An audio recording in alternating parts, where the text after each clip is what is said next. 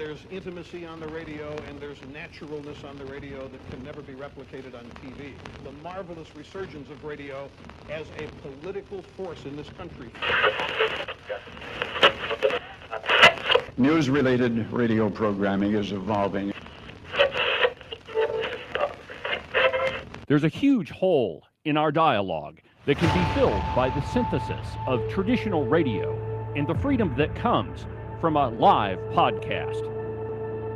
You're about to experience Cowboy State Politics live. Here we go.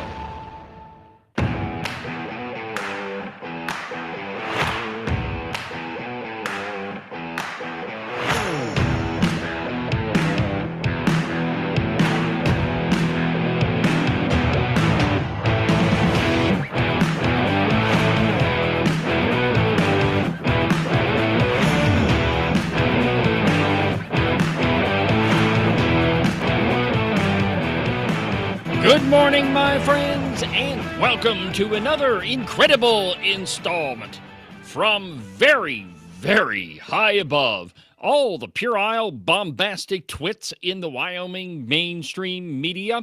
This is Cowboy State Politics.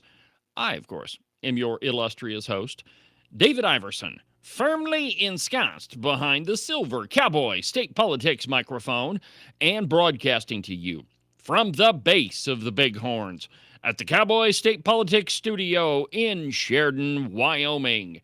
Good morning, my friends, and welcome to the program. Happy, very busy Wednesday. Let me ask you a question. Are you tired of winning?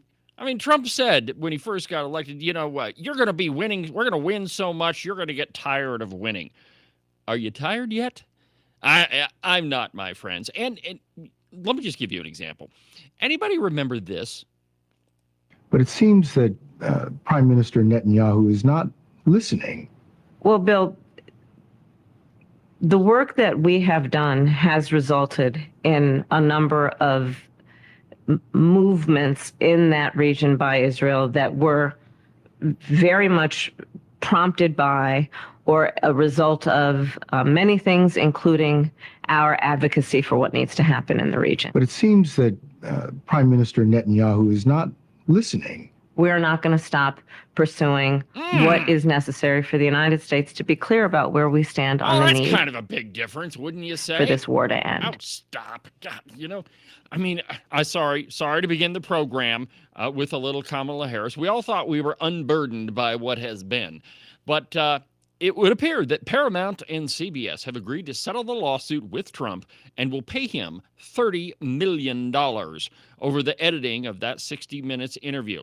Trump will receive $16 million up front, which will cover the legal fees and costs of the case, and contributions to any future presidential library, which I'm sure will be the most fantastic, truly tremendous library in the history of presidential libraries.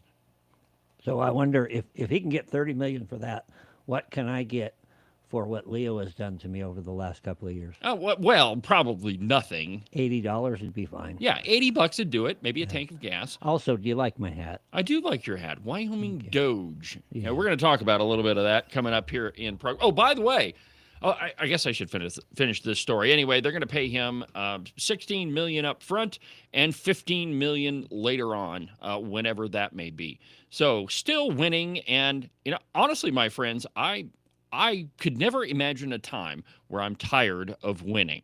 So on today's program, we've got a lot to do, actually. And I should probably begin by encouraging you, not necessarily demanding, but highly encouraging you to listen to the podcast today, which will be released shortly after today's live episode. I've still got to put some finishing touches on it, but it's a big breaking news installment. And, it's amazing that some of these politicians think that they can leave the state, go somewhere else, talk to all their insider buddies, and then think that what they say is not going to be recorded. My friends, you are always on camera, and thank God we almost always have a camera on politicians, because, there are some cases where they're flat lying to you, to your face, and then they go elsewhere and say something entirely different. So, the podcast today is going to be a big breaking news episode. I have some shocking audio from Senate President Bo Biteman. By the way, did you know that his name is not Bo? His name is Dennis. I don't know where Bo came from, but his real name is Dennis. So anyway, Dennis was off the reservation and saying some stuff about you that you definitely have to hear. So that's going to be later after today's live program. I'll publish that. It's probably going to be about noon, I would say. But I'll get it to you as soon as I can. It's a shocking episode, and I've got some incredible audio that you're just not going to believe. So, but we begin this morning with Trump's DOJ and Trump's administration just tackling all the fraud that has existed for probably half a century. The first one is a piece from The Blaze. And this one, Trump's DOJ unleashes largest healthcare fraud bust ever, protecting taxpayer dollars. And I quote, President Donald Trump's Department of Justice conducted the largest healthcare fraud takedown in the agency's history, involving $14.6 billion in intended losses. The DOJ announced Monday that it had filed criminal charges against 324 individuals, including 96 doctors, nurses, pharmacists, and other medical professionals for their alleged participation in the scams. Quote, these criminals didn't just steal someone else's money. They stole from you. Despite the billions of tax dollars in intended losses, the federal government seized $245 million in cash, cryptocurrency, luxury vehicles, and other assets. Additionally, the Centers for Medicare and Medicaid Services prevented more than $4 billion in fraudulent claims and revoked the billing privileges of over 205 providers. Civil charges against 20 defendants for the $14.2 million in alleged fraud, as well as civil settlements with 106 defendants totaling $34.3 million, were also announced as part of the takedown, the DOJ reported. The massive schemes allegedly involved transnational criminal organizations, fraudulent wound care, prescription opioid trafficking, and telemedicine and genetic testing fraud. I mean, this is medical fraud across the board. And who could have seen this coming? I'm telling you, my friends, I was in the Capitol during the spend-a-thon of all the CARES money. And actually, that was before Agent 29 was elected, I think. But I was sitting in the Capitol, in the House of Representatives, and those people spent every single dollar, and this is in Wyoming, they spent every single dollar that was not nailed down. In fact, they kept a running tally of all the legislation they were passing, and at one point they lost count. And, I mean, they overspent by like, I don't know, $125 million or something. And they had to go back the next day and get rid of all those amendments that they had added because they had overspent. Now, that was a relatively small amount of cash that was given to the state of Wyoming. Just imagine what happened with the incredibly big gigantic mountain of cash that was given out to various states. I mean, it was bound to be rife with fraud. And here's the reason we knew that from the very beginning, is the program was rushed. Every single time that you throw money at a program, at a problem, it doesn't really matter what it is, and you don't have the necessary, fences around it, you are going to have fraud. And the CARES money and the American Rescue Plan, they were just rife with fraud. I mean, all the way around. And this is just a small percentage of it. Yeah, think about the jab, the development of the jab. Oh, yeah. Yeah. You remember, longtime listeners of Cowboy State Politics will remember I interviewed the author of a book called Fauci's Fiction. And in the book, he clearly says that hospitals across the country were being paid for every single test that they gave. Every single COVID test that they administered, they got paid. And they got paid for every single person they put on a ventilator. So it stands to reason why so many people across the country were put on ventilators and later died. I mean, it was a scam of monumental proportions. So, and get this, and I think that this is, a harbinger of things to come. But listen to this last part. The defendants allegedly used artificial intelligence to create fake recordings of Medicare beneficiaries purportedly consenting to receive certain products.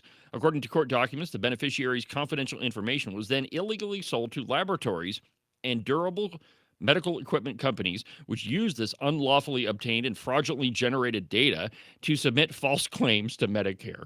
So we were basically creating patients out of thin air, and then you and me were paying for it. And it's, we talk a lot in Wyoming politics about the tremendous amount of cash that we spend on the Department of Health. It is by far the largest portion of our budget. Well, Agent 29, is it education or the Department of Health that's the biggest portion of our budget? I always get them confused. I believe it's education. I honestly don't know for sure. But I will tell you that education and Department of Health are the two big ones, and Department of Health is right at a $2 billion budget. $2 billion out of $11.5 billion, right? Yeah. I mean, that's a huge sum of money. So in a little state like Wyoming, we spend a crap load of money on the Department of Health. Just imagine how much money was spent nationwide on all of these various things, fraudulent patients and fraudulent payments. It's absolutely ridiculous. Yeah, for those of you that are interested in actually getting the right numbers, and I don't keep them at the top of my head because I know where to find them. Fair enough. You can go to wyoleg.gov, and there's a financial tab, I believe it is, and there's a thing called the budget book. Yeah. And if this is something that interests you, I would suggest you get into the budget book because it does pie charts, and there's little active stuff now where you can say what would it look like if we did this, what would it look like, and it's a very interesting site. That's cool. There's another one that you should probably be aware of, and I talk about this a lot on the show, is the Crew Report. The Crew Report tells you everything that you want to know about education in Wyoming, and it's so detailed that if you know what person A does for the school district, you can track down and find out exactly how much money we're spending on them. And it's, it gives you some extraordinary detail. That's where all the numbers, remember I tell you that in Wyoming, we have 800 to 900 teachers that we're paying for that do not exist. That's where that number comes from. It's in the Crew Report. So here's another example from CNBC. Bush, Obama, and Bono. They were very, very tearful on the last day of USAID. If you've been following this one, the Trump administration was finally succeeded into folding that program into the Department of State. And, it's not like the USAID ceases to exist. It still exists.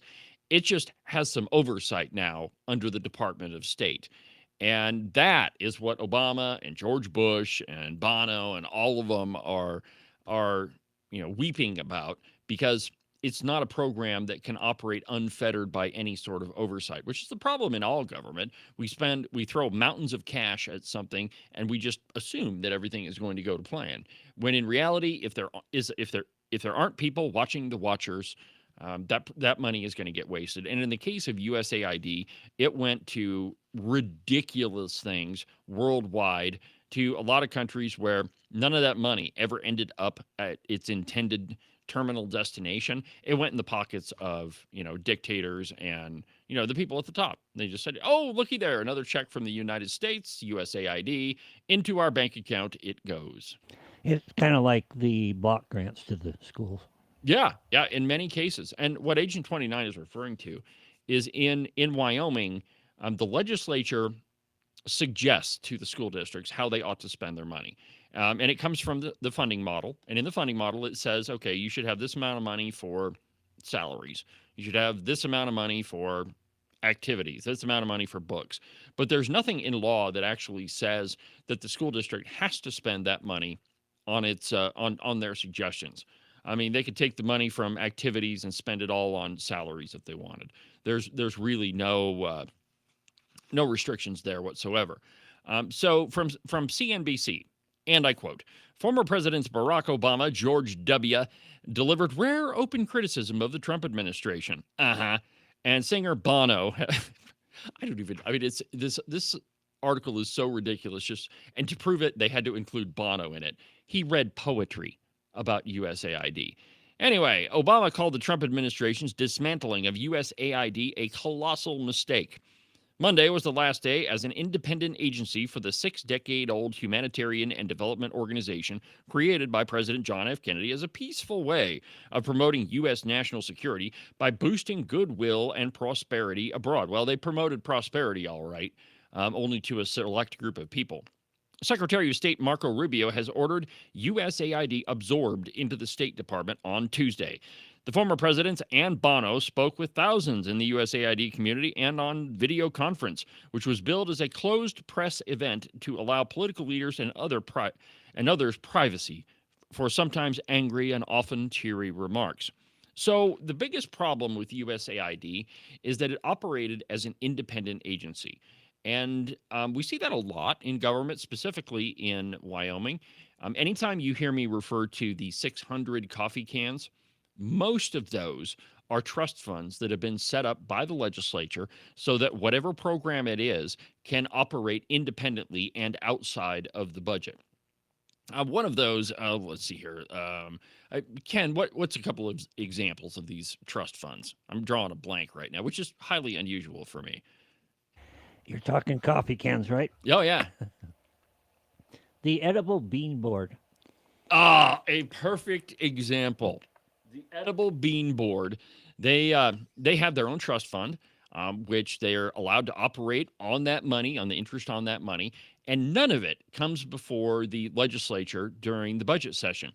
There's not a single time that board has to come up and say, hey, we need our $20 million, because all of that money is already in the trust fund. Now, if they want other monies, they want an increase in pay or whatever, well, yeah, then they would have to come to the Appropriations Committee and say we need an increase in our funding. But for the most part, they all operate independently and have their yearly meetings in Mexico. I'm not kidding about that. Yeah, you heard a lot over the last couple of years, for example, about the 911 hotline. We can talk about that for a little bit. The suicide hotline. Yep. Or 811. Yeah. No, 811 is underground. Anyway. Whatever this is. We need that service. And we're often accused of we try to defund it. No. What they were trying to do was set it up on an autopilot. So we put a chunk of money in there, and then that money just perpetually goes on and funds it. And when that happens, we don't really have or take the time to go back and reevaluate it on a regular basis. This is something that we wanted to evaluate. Do we need to put more into it? Do we need to put less into it? Let's not put it on autopilot. But we do that with over 600 different issues. Yeah, think about that. 600 different departments, organizations. But let's stay on that suicide hotline for one more thing. There's one more little detail that Agent 29 left out. It didn't matter if Wyoming set up its own suicide hotline. There was already one that existed. Anybody who called the suicide hotline would find somebody on the other end of the phone. The only thing the legislature did is set up a Wyoming version of the suicide hotline. So it's redundant. So evidently, if you call the suicide hotline from Wyoming, you talk to somebody in Wyoming, which I guess has some sort of benefit to it. But the reality is that hotline already existed before the legislature ever stepped in. So all of the cries from the media and the folks on the left saying, oh, all these poor people won't have a resource. That's not true at all. None of it was. There was always a suicide hotline, regardless of what the legislature did. So another case of where we put a tremendous amount of money. And it's not unlike how USAID operated. Now, Trump claimed that the agency was run by USAID, quote, radical left lunatics and rife with tremendous fraud. Musk called it a criminal organization. Obama, speaking in a recorded statement, offered assurances to the aid and development workers, some listening overseas, quote, your work has mattered, and it will matter for generations to come. Obama has largely kept a low profile during Trump's second term and refrained from criticizing the monumental changes that Trump has made to U.S. programs and priorities at home and abroad. Here's what he said. Gutting USAID is a travesty, and it's a tragedy, because it's some of the most important work happening anywhere in the world. We need some really sad music to play behind stuff like this. I was just thinking, your work matters. one of the expressions that I've kind of populated on the House floor is the wrong job done right is still the wrong job. It is. It is still the wrong job. Well, here, I think I found some music that will characterize what exactly was happening at this meeting. Let's see here. It's right here. See if this sounds better. Gutting USAID is a travesty and a tragedy because it's some of the most important work happening in the world, Obama said. He credited USAID with not only saving lives, but being a main factor in global economic growth. Would you please not use that voice anymore? Why? To make your skin crawl?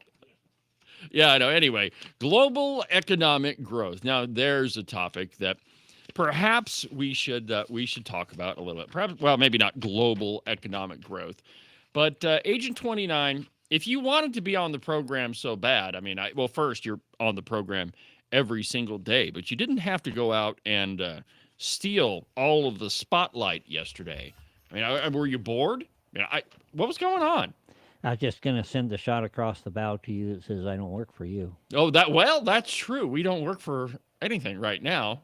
Well, we do. We do have some great sponsors, but you're one of 10,000. Or 9,000. Yeah, but that's when I officially moved to Ken's district. You know, got married and everything. The first thing I said to him is, "Good luck, Ken. You work for me now, Jack." Which is true. He is my representative. But Ken, you were pretty prominent in the media yesterday. From the Cowboy, you had an article entitled "Huge Flipping Waste of Money. Legislator wants to eliminate the Wyoming Business Council." And I've got they did a little video report of it. Let me just get to it here just a second, and we'll play it for you. But Ken, you were all over the place yesterday. I'm talking about the Business Council. What happened? Oh, I noticed. Oh, yeah. In fact, you sent me several text messages. So anyway, here we go. Here's the video from Hang on just a sec. Oh, okay. I got probably 3 or 4 phone calls from the reporter. Yeah. Because the editors at the Cowboy were questioning, did he really say that? Did he really say that? So I come back and verify, and yeah, he said it. Yeah. So basically, Ken was saying the same thing that a lot of us have been arguing for a really long time, that the Wyoming Business Council just needs to go away, like USAID, like all this Medicare and Medicaid fraud, because the Wyoming Business Council, Wyoming's, let me put it this way, Wyoming's GDP has gone down since the Business Council has been in existence, no matter how many hundreds of millions of dollars we've thrown at it. So here's the report from the Cowboy on what Agent 29 had to say. And a Wyoming lawmaker has zeroed in on a plan to reduce the size of state government. Sheridan Representative Ken Pendergraft said at a recent Joint Appropriations Committee meeting that he'd begin reducing the state's budget by eliminating the Wyoming Business Council. Pendergraft told Cowboy State Daily's Matthew Christian on Tuesday that economic development shouldn't be the government's responsibility. He provided 2 reasons for this. First of all, he doesn't think economic development should be under the purview of the government. He's very opposed to that. He believes economic development should be left to the free market. Hold the phone. Wait a minute. What a shocking statement for you to make. Wait a minute. No, actually, you're right. That it is not the government's job to get in the middle of economic development or anything. That's the job of the private sector. The truth is, the federal government cannot create, or any government cannot create economic development. Yeah, it's a big joke with Pendergraft and I. Every time you hear the word economic development, it should create this terrible taste in your mouth that you have to spit out. But anyway, the truth is, it isn't the role of the government. The only thing that the government does when they say the words economic development is they waste your money. But let's go ahead and continue here. Let me just jump on that for a second, because it's not just the waste of money. It is rife with fraud.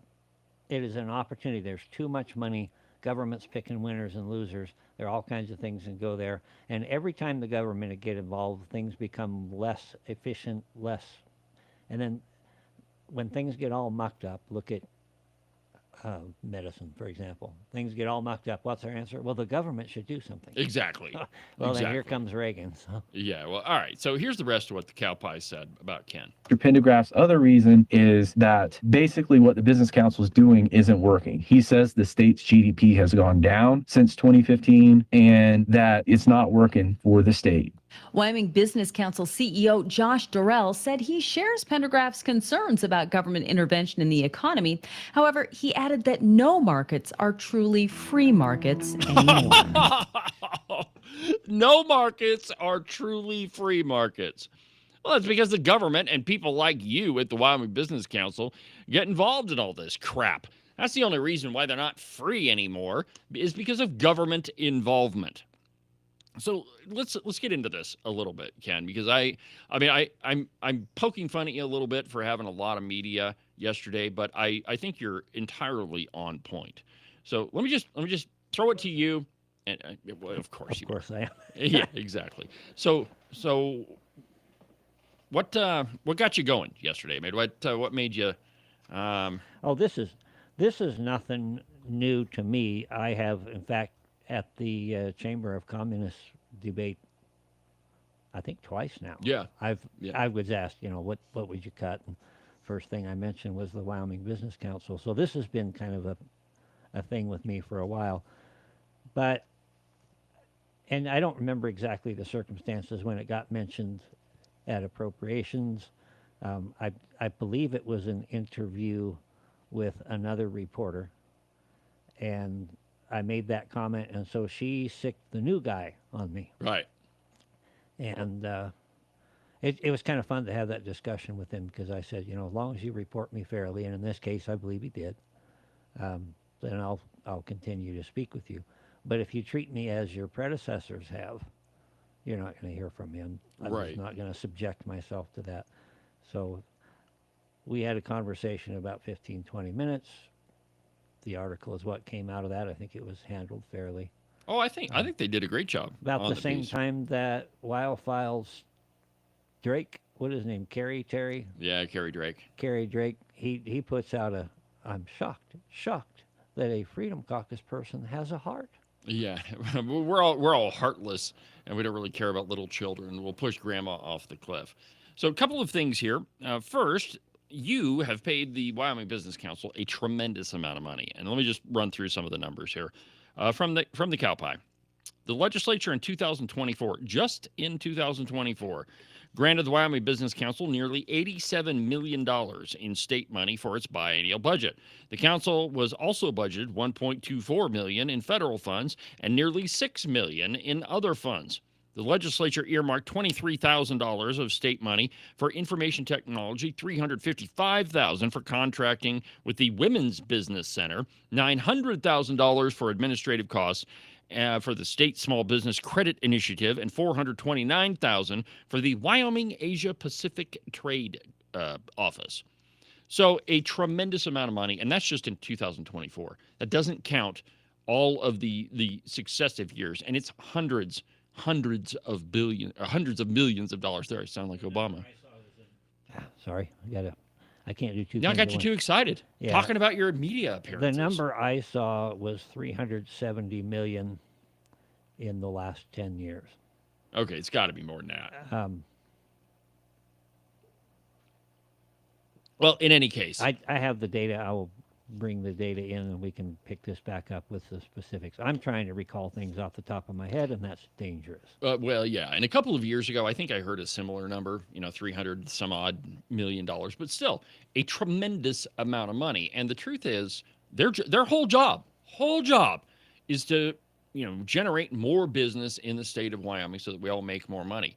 And the truth is that the GDP of Wyoming has gone down in that time. Now, there's a number of different factors that we could associate with that. GDP, what goes into that is our mineral extractive industries, all the other small businesses. And this Dorrell guy, who's the head of the Business Council, he claims that a lot of this is due to people leaving the state. Well, if it is the Wyoming Business Council's job to boost the economy of the state, and the GDP is going down, I think that that's pretty clear evidence that what you're doing is not effective. And here in just a second, I'll explain why. Beyond that, there's also the issue, which to me is a bigger thing, but not only is it a waste of money, but it's picking winners and losers. There you go. Some businesses get benefits, some businesses get this, get that, the other thing, and those who choose to do things according to a free market as they can are left in the cold. So it's unfair, and it, again, when there's lots of money on the table, invites itself to fraud, invites itself to people doing shady things to try to take advantage of some government handout. Yep. And then to turn around and say, well, there really isn't a free market anywhere anyway. Yeah, Okay, that's pretty so disingenuous. let's just add another layer of crap on top of it. All right, so let's go ahead and take a break. And when we come back, we'll tackle this whole free market thing and picking winners and losers, because we like to do that all the time, giving handouts to your buddies. We even do that in the Cowboy state. So we'll pick this conversation up at the other side of the break.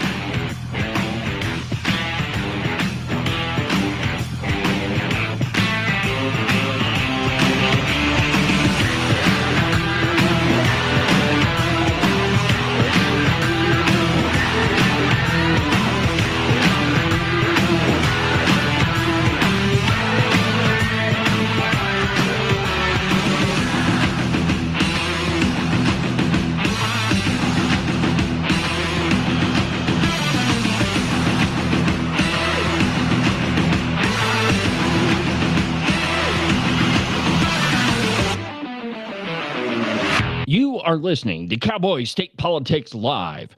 You can listen to the program on YouTube, on Facebook, on X, on Rumble, pretty much everywhere. It's almost like I'm omnipresent.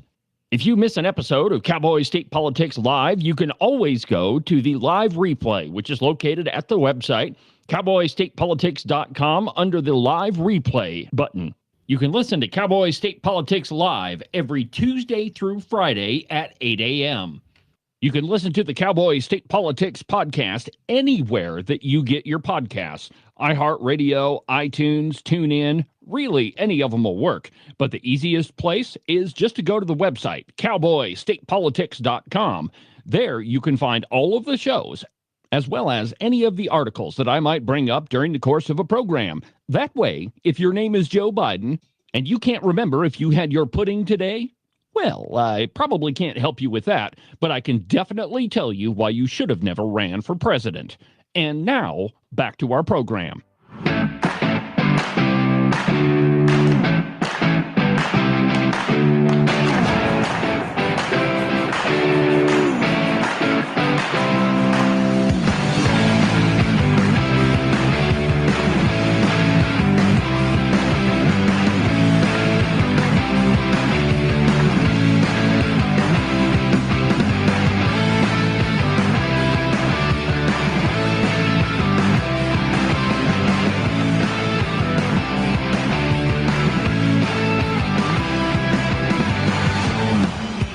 Welcome back to the program, my friends. Cowboy State Politics Live. I'm your host, David Iverson, doing what I was born to do with talent given to me by God himself. Welcome back to the program, my friends. Before the break, we were talking about the Wyoming Business Council and Agent 29's attempts to steal the media spotlight from yours truly. I guess I really shouldn't worry about that, because I, your illustrious host, have my own media spotlight, and right now it's shining directly on Agent 29. Look at him shudder. Anyway, so the piece in the cow pie continues, and I think, well, before the break, let me just put it this way. Where we left this is the problem with economic development is that you're picking winners and losers. That you have a group of people that are probably unelected. Most of them are most definitely unelected. They decide who gets your money and who doesn't. First, it's not the government's job to get involved in the economy, no matter how many people at the Wyoming Business Council decide that it is. But here's the numbers that Agent 29 cited, and I've used these before on the program. I know that there's a lot of data that backs this up, but here they are from the cow pie. Wyoming has spent $370 million from 2015 to 2024 trying to diversify its economy through the Wyoming Business Council. And this is what Agent 29 was saying to the reporter. What has Wyoming got for its money, he asked? Real gross domestic product has dropped from $34.8 billion in 2015 to $34.4 billion in 2024, according to numbers provided by the governor's office. In those 9 or 10 years, private sector real GDP has decreased while we've spent $370 million trying to increase it. Agent 29 ended up with saying, it's not working. It's a huge flipping waste of money. And it absolutely is. If you have, and as I said before the break, there's a lot of things that go into the GDP, that giant GDP number. A lot of times we just focus on the one singular number. But the truth is, if it's your job to increase Wyoming's GDP and you're not doing that, in fact, it's actually going down, then, I mean, you're not doing your job, and it's impossible for you to. You'll see two different numbers out there, and the one I'm talking about is the real GDP number, which is compensated for inflation. So it gets down to where we're really at, because inflation will skew all of the numbers otherwise. Okay, so that covers where we're at. We spent around $400 million, almost $500 million, and we really haven't gotten anything for it. And there's a good reason why, that it is impossible for government to create economic development. Simply because the government doesn't have its own money. It operates off of tax dollars. And so if you are giving tax dollars to another company, they're not generating anything new. The only way that we increase economic output is if something new in the economy is created, whether it's a new service, a new product, something that wasn't there before, that increases the amount of revenue from, where you were before. And because you're using tax dollars, that money has already been taxed. And so you can't generate anything more with it. And I'll give you an example here in just a second. Well, it's the same principle as a perpetual motion machine. Yes. There's a certain amount of energy there. If you take from that energy to turn around and put back to that energy, there's going to be friction. There's going to be other forces that act on it, and there's going to be a net loss. Right. And in this case, there's a lot of friction. There's a lot of friction. So let me just give you an example of why this doesn't work. So let's say that you get a job with YDOT. Okay, state jobs have some great benefits and some pretty high salaries. I know the people that work at YDOT claim that they're in the poorhouse, but really, when you look at it, it's not really comparable to private sector workers. In fact, they probably make a little bit more, but it works out good for you, right? You got good benefits, you got a good paycheck. And when you get that paycheck, you take it to the grocery store and you buy groceries for your family. Works out pretty good for you because you're filling up your cabinets and your pantry. Works out okay for the grocery store because they're selling products.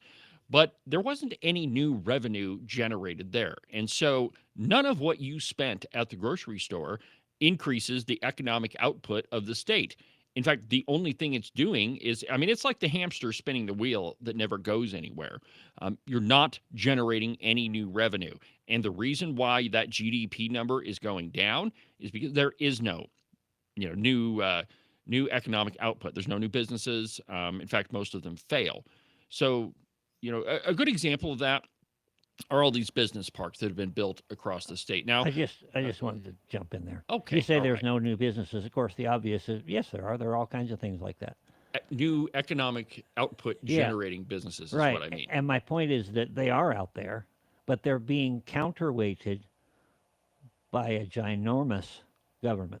Yes. That is a huge leech and a huge power drain. Right. So there are two types of businesses that we need to talk about here. First, those that are created independently outside of the government. So you haven't taken any money from the government. You're not in bed with the Wyoming Business Council. You're just creating a business. You're opening a hair salon, for example. Before we opened the hair salon, I may have argued that maybe we already have enough, but I have been proven wrong on there. Mark that one on the calendar. Definitely proven wrong with that. So you open a new business independent of what the government's doing. And so you have a new service, you have a new business, it's generating economic output that contributes to that GDP number. But the problem is you have the government on the other side that's doling out money to all of your competitors. And so that government money, or your money, tax dollars, this gets really confusing, but those tax dollars work as a balancing, work to balance out whatever benefit you've got over here. So whatever good stuff your hair salon did for the economy, it's counteracted by the tax dollars that were shoved off to one of your competitors. So the best example of this are all of these business parks that have been created in communities across the state. Now, I'll admit, not all of them have been a complete failure. For example, the one in Sheridan, that one looks to be pretty successful. There's a couple of car dealerships. Weatherby is up there. So there's a big, huge truck stop. So that one's successful. But that's the exception to the rule. There's one that was built in Buffalo, Wyoming. And I think that the city spent like $20 million building it. It's got this really pretty winding road, and they put in a water system, and then they realized that the water system that they put in wasn't going to be adequate for the businesses that they were targeting. So they tore out the old water system and they put in a new one with a higher capacity. And that was roughly, I don't know, 8 years ago, 10 years ago. I mean, a really long time ago, but it doesn't really matter because not a single business has ever even tried to buy a lot out there. That economic development park has only produced, well, it has produced some economic output. It's generated a couple of hay bales. Thermopolis has one too, about 25 years, and nothing's ever gone in there. There you go. Another great example. But these things were built all across the state, and the vast majority of them don't have a single business on them because getting in bed with the government comes with strings attached. When, every time there's a carrot involved, there's also a stick to beat you over the head with. So the last piece of this, and I think that this is I don't want this to get overshadowed, because the head of the Wyoming Business Council, you heard him there at the end of the cow pie piece say, well, there really is no free market anymore. Well, why is that? Because of people like you and the Wyoming Business Council. There is a free market. The problem is the government tries to get involved with it at every single turn. That we will take tax dollars, we'll throw it at this, economic adventure, and then we wonder why it doesn't work. If you allow the free market to operate, it will prosper. Period. I mean, it's an economic fact. If you leave the free market alone, everything will run great. And the problem is you have politicians that want to get involved in the free market to give your tax dollars to some of their buddies, pick winners and losers, and in the end, all it ends up being is a giant Rube Goldberg machine that breaks down all the time. Good Rube Goldberg machine works. Not this one. No, the economic development piece, yeah, it never works. It falls apart every time. Well, it works for the insiders that are working the system. I don't think it even does, because eventually they run out of your money to give away. Yeah, but in the meantime, they've taken and pocketed some of that, I believe. Oh yeah, well, that's absolutely true. I mean, that I'd like to know where that $370 million went. Let me give you another example. So in Buffalo, Wyoming, they set up this little business incubator, which I don't necessarily think is a bad idea, but it has to be very, very short term. Well, Buffalo struck a deal with this company that builds tree stands, and they gave them all sorts of incentives to bring that business to Buffalo to build their tree stands. They were operating out of the business incubator, which was a condemned old middle school, and it was for a period of years. When that period expired and all of the benefits that they were getting expired, what did they do? Well, they packed up all of their tree stand making stuff, and they got the heck out of Dodge, because there was no reason for them to stay. Every time the government gets involved with the free market, it ends up crashing and burning. And so, I mean, I don't really know what else to say about that, except that the government cannot create economic development, and anybody that tells you that it can is off their rocker. Now, it's been a while, quickly changing subjects here, since I've talked about Joy Reid, PMSNBC. She was on her and everybody's got their own podcast now. Have you noticed that? I'm included in there. I've got my own podcast, but it's been going for several years. Well, now everybody, and in some cases their mother, has their own podcasts. And a lot of these, so-called news hosts on a variety of different channels have either fired or have been fired or had their hours significantly cut.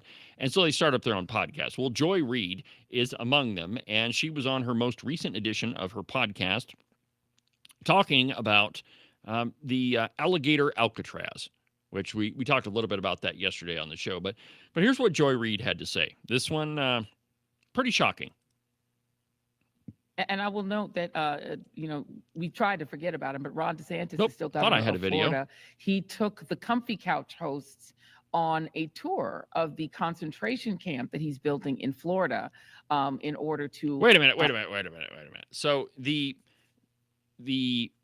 camp or the prison that's being built in Florida, Alligator Alcatraz, is now a concentration camp.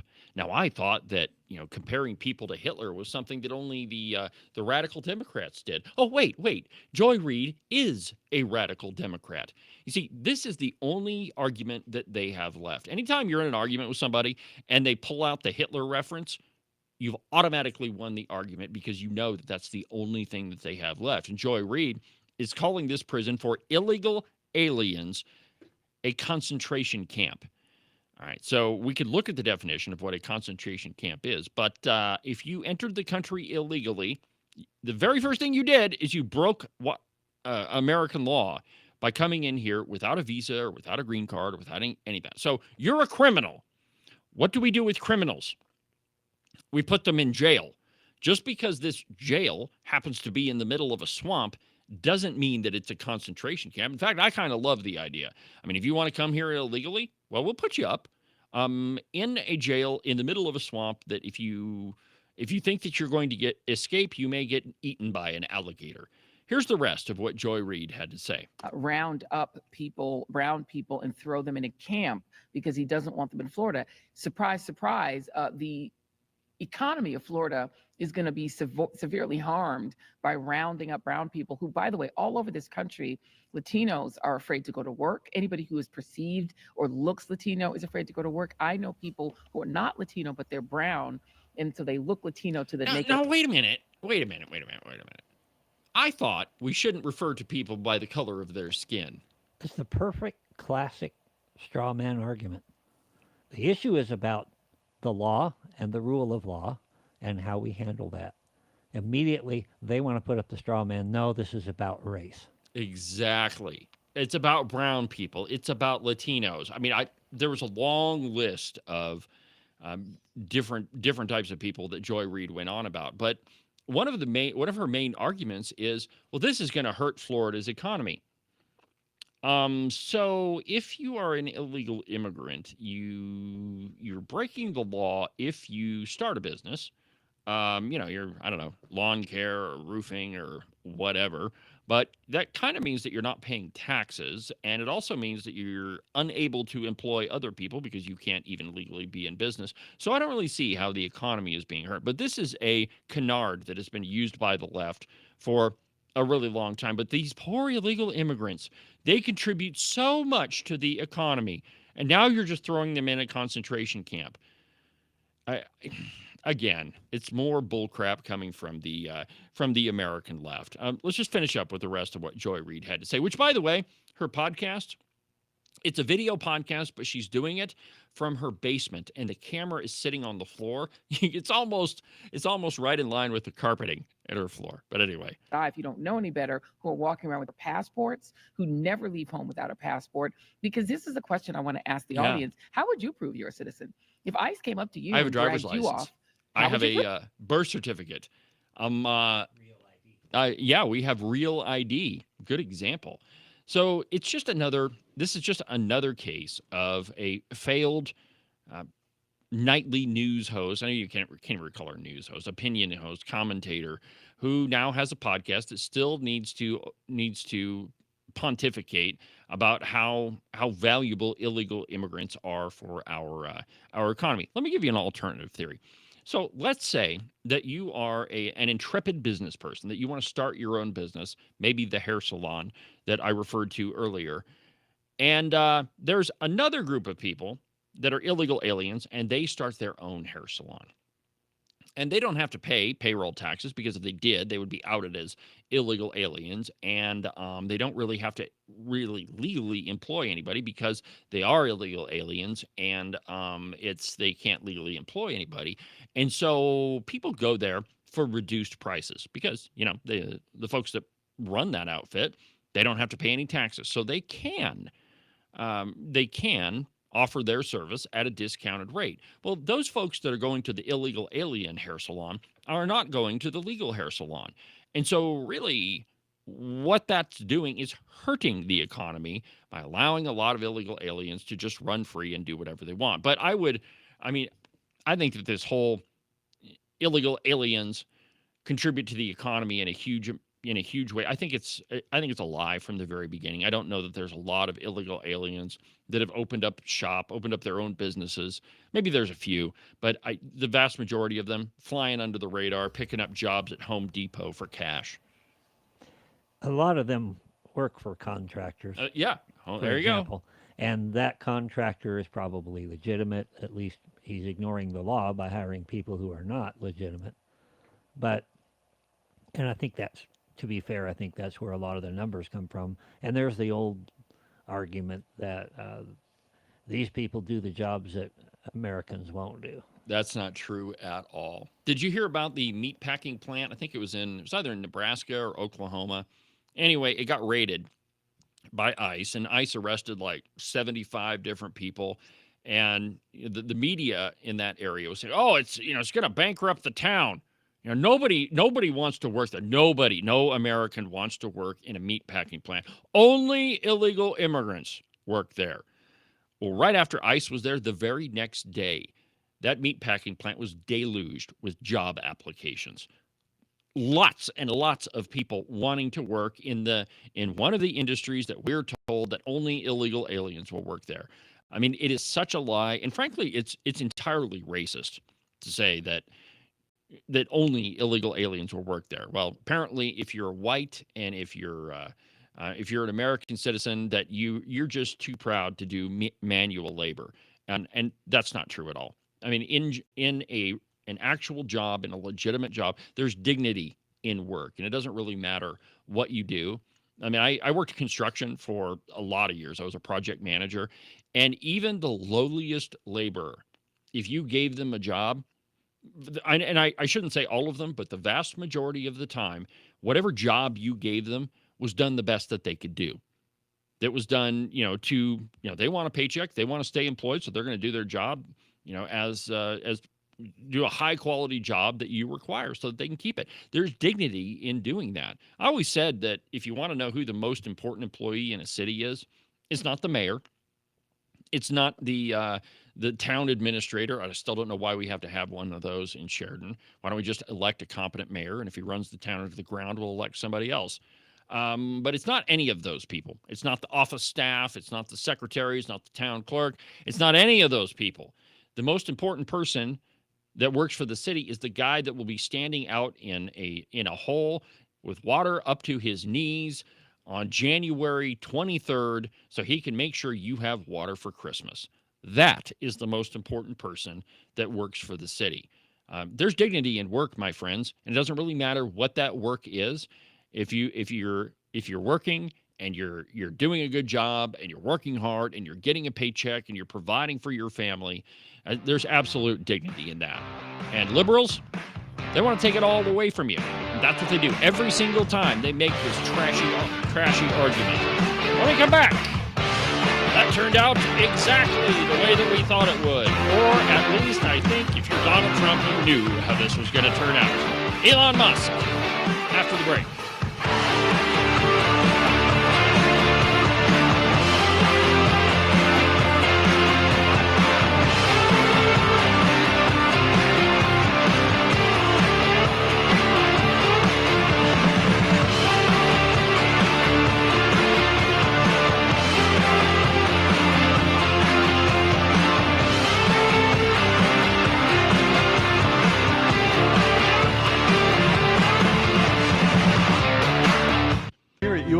Capital, we hear from Americans across the United States who have a growing concern about the future purchasing power of U.S. paper money. Many Americans are looking for an alternative for long-term capital. For more than 35 years, the people at U.S. Coin Capital have educated American investors on how to properly accumulate United States gold and silver coins. Call us at 1-800-878-2646 or visit us on the web, uscoincapital.com. Make sure that you subscribe and follow the Cowboy State Politics podcast. You can do that from the website, cowboystatepolitics.com, or anywhere that you get your podcasts. That way, you'll make sure that you won't miss a single episode of Cowboy State Politics. Some say standing up for what you believe in is being extreme. Ask any woman in Wyoming. They'll tell you this is called courage. The mainstream media claims that holding the line on important issues is being unreasonable. My mom taught me this is called staying true to our principles. In other places, people argue you always have to compromise to get something done. Here in Wyoming, we know that some things are worth protecting at all costs. Some say it's time we give up on the values that made our state great to accommodate toxic culture. I say it's time to stand tall and protect the values that have served Wyoming well for over 134 years. Join Honor Wyoming as we defend and preserve the Wyoming way of life.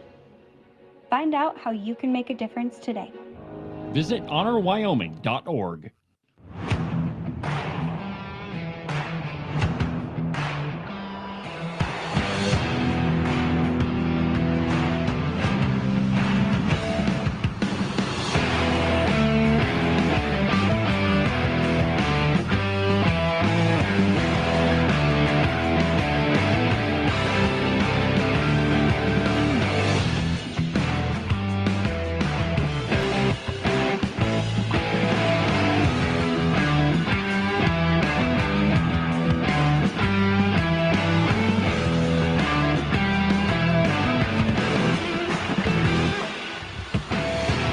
Welcome back to the program, Cowboy State Politics Live. I'm your host, David Iverson, documented to be almost always right 99% of the time. A record that the mainstream media, I really wish that they would try, at least put forth some effort. But the truth is, they've been telling so many lies for so long. I mean, it would take forever to get up to that amount of accuracy. So welcome back to the program, my friends. Make sure that you don't miss the Cowboy State Politics podcast, which will be broadcast about about 12 o'clock today. I'm still putting some finishing touches on it, but it is a breaking news episode. Cowboy State Politics has obtained some exclusive audio.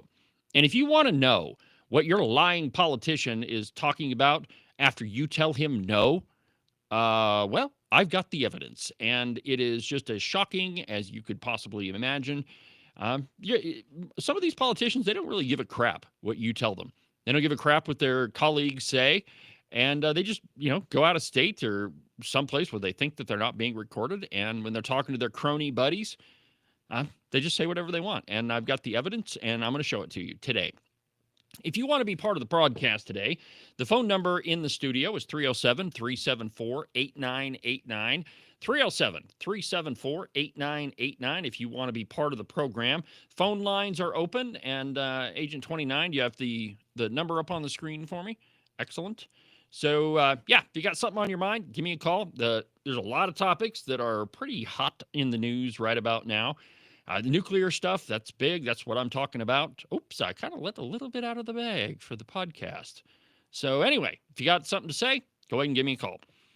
So if you were Donald Trump, you would have had to have known what was going to happen when you teamed up with Elon Musk. I mean, we are talking about the guy that went on Joe Rogan and fired up a blunt and smoked it right on a public broadcast. So, I mean, he's kind of a liberal guy. He's not a conservative in any way, shape, or form.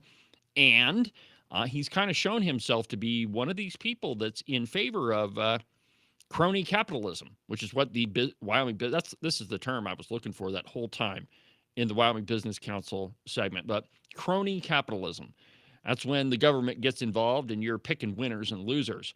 Well, Elon Musk, he's kind of been in favor of that. And since the whole kerfuffle with the big, beautiful bill, he got pissed because they were removing the EV, the electric vehicle subsidies. And, you know, he's got the largest electric vehicle company in probably the world.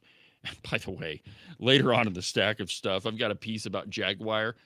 Guess how many vehicles? Well, they didn't sell very many vehicles in April, and we'll get to that a little bit later. But Elon Musk. So Trump teams up with him, and you know, Trump he's been a public figure pretty much for 40 years, 50 years, something like that. He had his own TV show for, I don't know how long The Apprentice was on, 10 years, whatever, really long time. Been in politics for a decade. He's a smart guy. And a lot of liberal pundits try to make him out to be sort of cartoonish. But the truth is, you don't get to be president of the United States, operate a multi-billion-dollar company, be in the public eye for that long by being a dummy. That just doesn't happen. So I think that when Trump decided to team up with Elon Musk, he knew that this could possibly go bad. And, well, it has. Now, the calculation that Trump would have had to have made, if my theory is correct, and let's be honest, I almost always am, but if my theory is correct, he would have had to say, will Elon Musk stay on board long enough to help me get elected? And I think the answer to that is unequivocally yes, he did. But Trump had to know that it was going to go off the rails. So from the Daily Wire, Elon Musk warns Republicans, vote for the big, beautiful bill, lose your next primary. And I quote, billionaire tech entrepreneur Elon Musk said on Monday that he will actively work toward ensuring GOP lawmakers who vote to pass the big, beautiful bill, despite campaigning on promises to rein in government spending, will lose their primaries.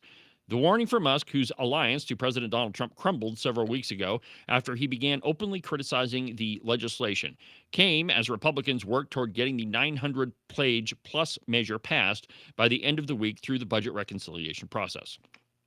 So this is not a spending bill. Let me repeat that. This is not a spending bill. It is a budget reconciliation bill. The difference being this bill is about how you spend money. It is not about spending money. Budget reconciliation cannot be used for spending measures. Now, you might make the argument, what about Obamacare, the Affordable Care Act? Well, that act in and of itself really didn't spend money, the parts that they passed through reconciliation anyway. The same is true for the big, beautiful bill. It's not a spending measure. It's a discussion of how you spend money, which you may say that, maybe I'm splitting hairs and 2 + 2 is 4, not 5 if you want it to be 5. And this is not to be discriminatory. This is to stand up for language. Words mean things. Okay, words do mean things.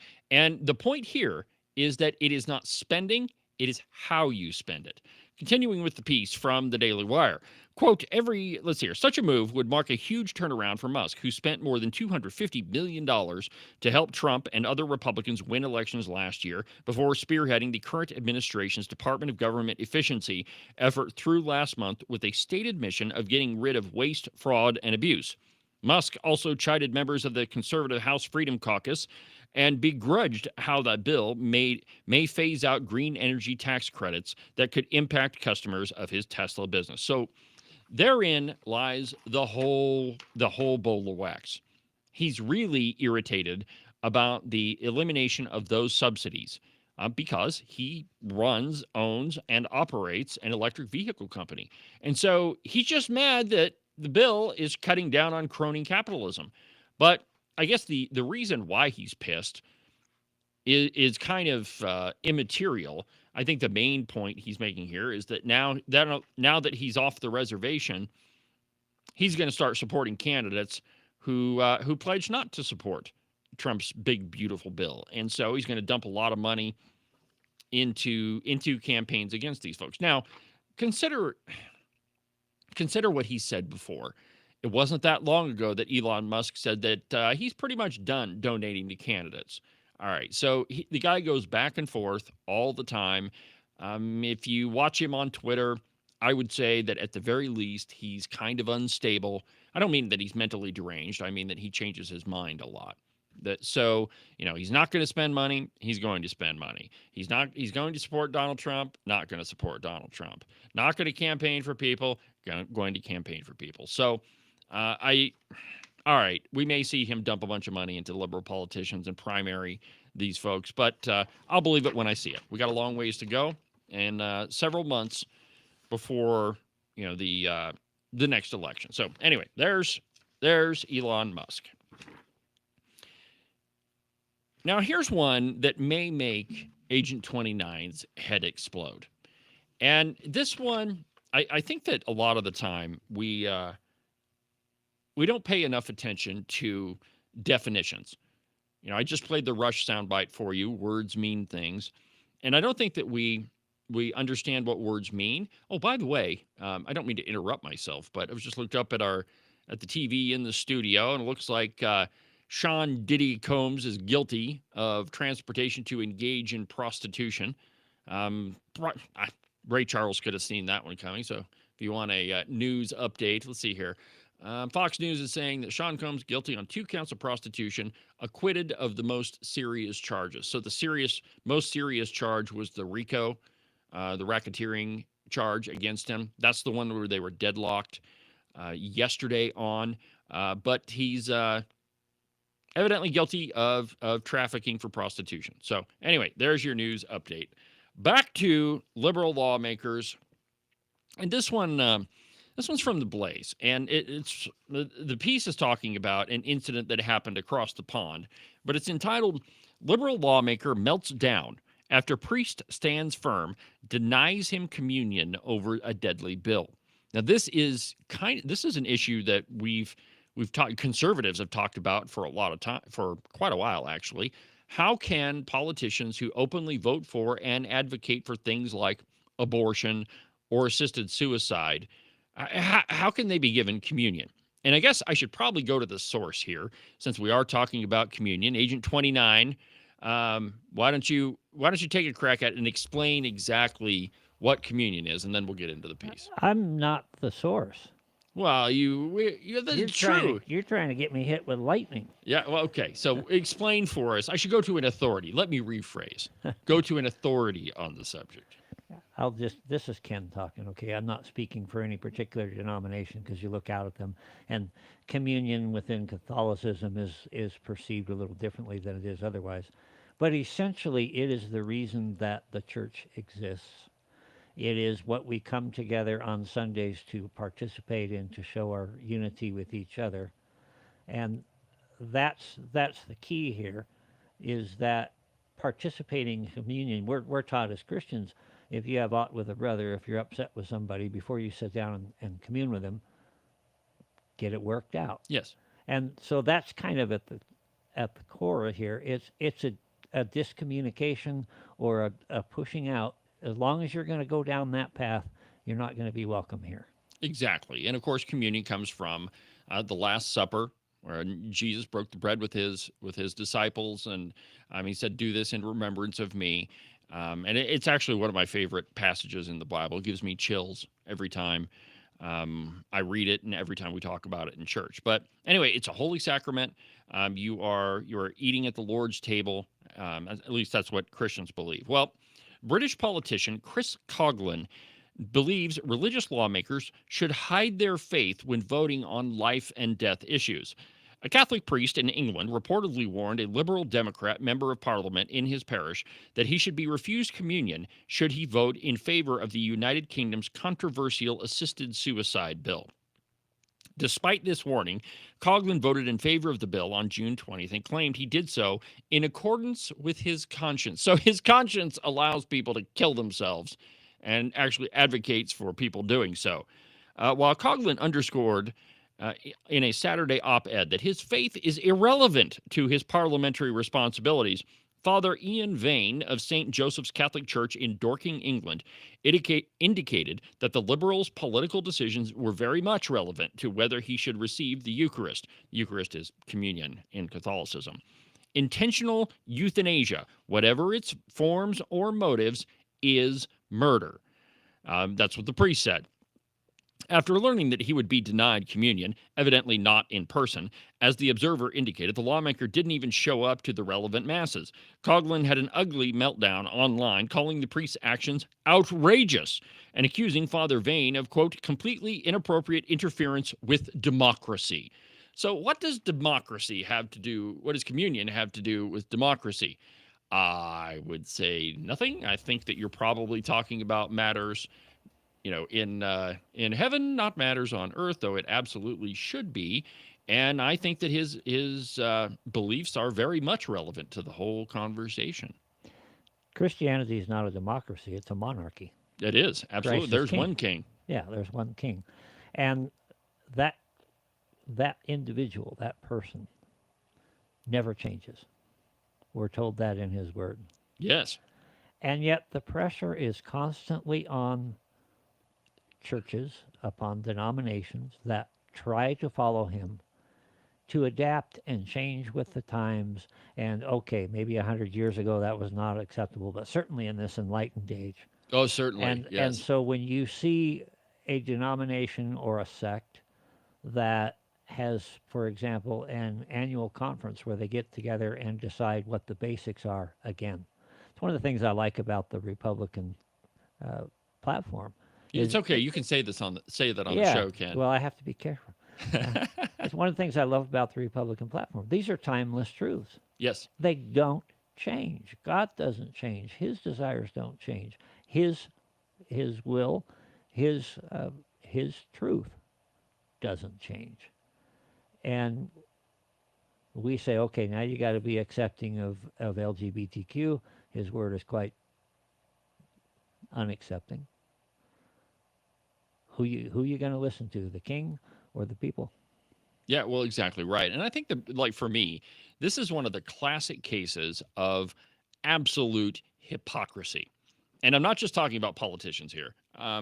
You can apply this to just about everybody. That apparently what you do on Sunday morning is different than what you do the rest of the time. And you can go to church and we can sing hymns and we can pray and we can listen to what the minister has to say, and we can make all sorts of promises. But once Sunday's over, man, you're free the other 6 days of the week. That's absolutely not true. You should be the same person that you are Monday morning that you were on Sunday morning. And the problem with politicians is a lot of this is just performative. Look at me. I'm a lifelong Catholic. I've gone to, I'm a lifelong churchgoer. It doesn't have to be just Catholic. I'm such a good person, but let me vote for an abortion bill. I mean, it's absolute hypocrisy. And the reason why this politician got so ticked is the minister, or the priest, called him out, said, look, you're not going to do these things, in your professional life and then come to my church and claim, and have communion and do things differently. I mean, that's hypocrisy before the Lord. Let's see here. So Coughlin went on in his op-ed, and he said, worse, I should be complicit in a murderous act, which must always be forbidden and excluded. Such a vote would, he wrote, be a clear contravention of the church's teaching, which would leave me in a position to not being able to give you Holy Communion. I guess that's the email from the priest. Excuse me. Let me back up. So if the priest said that, he would be complicit in allowing you to vote for murder. Coughlin suggested that the priest was in the wrong and had wrongly characterized so-called assisted dying as a murderous act. I don't know. It seems kind of murderous to me, and I think the problem is that the politician is engaging in horse crap and got caught doing it from his priest of all people.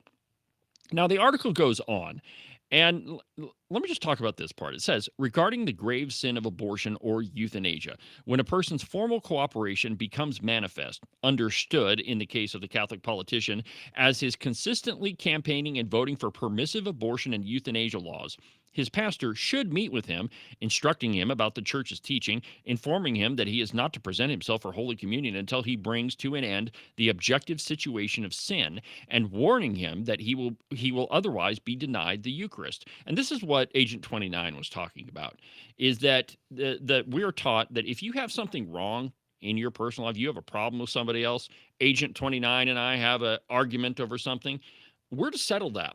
We're to make sure that our slate is clean before we take Holy Communion. I mean, that's what the Bible says. And this priest, he's openly the politician is openly advocating for euthanasia and abortion, and he got called out on it.